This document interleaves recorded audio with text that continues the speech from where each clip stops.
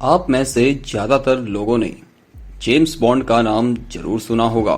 वास्तविकता में यह एक काल्पनिक सीक्रेट सर्विस एजेंट है जिसको 1953 में राइटर लैन फ्लेमिंग ने बनाया था। यह सीक्रेट सर्विस एजेंट कहानियां और फिल्मों में अपने कमाल के कारनामों के लिए पहचाना जाता है।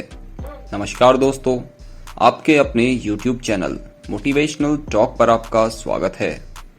हालांकि जेम्स बॉन्ड एक लेखक की कल्पना से परे कुछ भी नहीं, लेकिन भारत के अंदर एक ऐसी शख्सियत मौजूद है जिसे जेम्स बॉन्ड के जैसे ही काम के लिए जाना जाता है।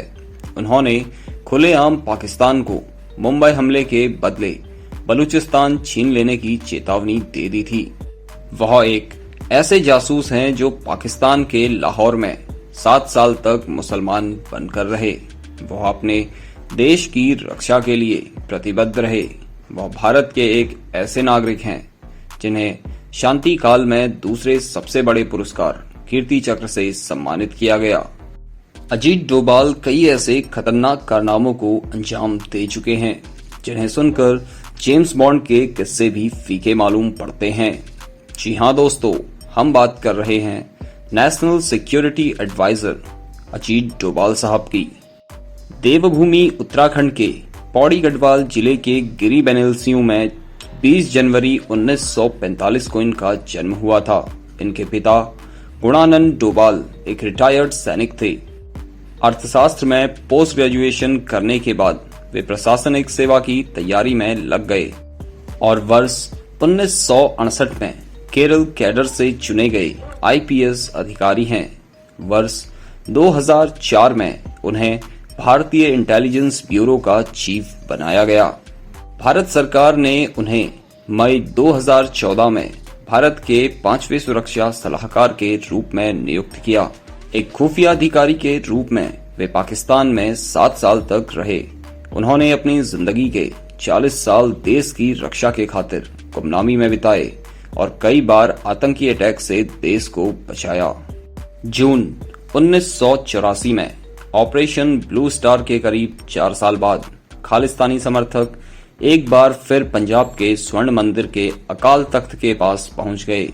यही वो समय था जब भारत के मौजूदा राष्ट्रीय सुरक्षा सलाहकार अजीत डोभाल ऑपरेशन के दौरान रिक्शे वाले के भेष में मंदिर में दाखिल हुए और अहम जानकारी भारतीय सेना को दी।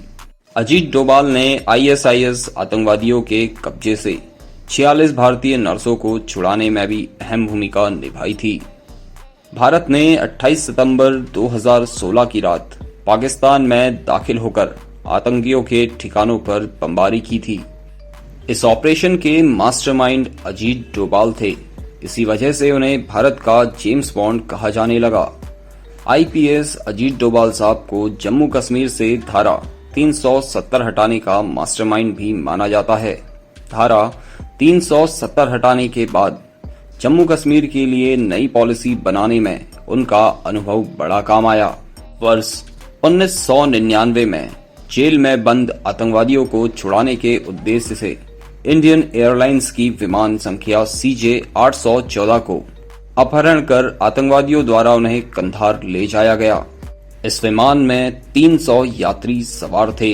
वे उन्हें छुड़ाने के लिए सरकार द्वारा नियुक्त 3 वार्ताकारों में मुख्य वार्ताकार थे जो आतंकवादियों से निरंतर बात कर रहे थे। अफगानिस्तान उस समय तालिबान के कंट्रोल में था।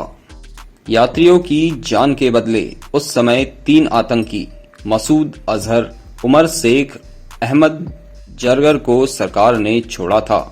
अजीत डोभाल एक ऐसे व्यक्ति हैं जिन्होंने अपने हिम्मत और बल के दम पर भारत के लिए दूसरे देशों से जानकारी इकट्ठा करने में अभी तक के सबसे सफल गुप्तचर के रूप में साबित हुए हैं। अजीत डोभाल साहब को राष्ट्रपति पुलिस पदक से सम्मानित किया गया। वर्ष 1998 में उन्हें कीर्ति चक्र से भी सम्मानित किया गया। आज डोभाल साहब राष्ट्रीय सुरक्षा सलाहकार के रूप में काम करते हुए सेना निवृत्त हो गए, लेकिन पिछले कुछ दशकों से खुफिया एजेंट के रूप में उन्होंने जो देश हित के लिए काम किया है वह काबिले तारीफ है। देश की सुरक्षा केवल बॉर्डर पर सैनिकों को तैनात करने से नहीं होती, बल्कि कुछ ऐसे समर्पित देशभक्तों की जरूरत होती है जो देश के लिए गुमनामी की जिंदगी बिताते हुए दुश्मन के बीच में रहकर सेना को जानकारी मुहैया कराते हैं।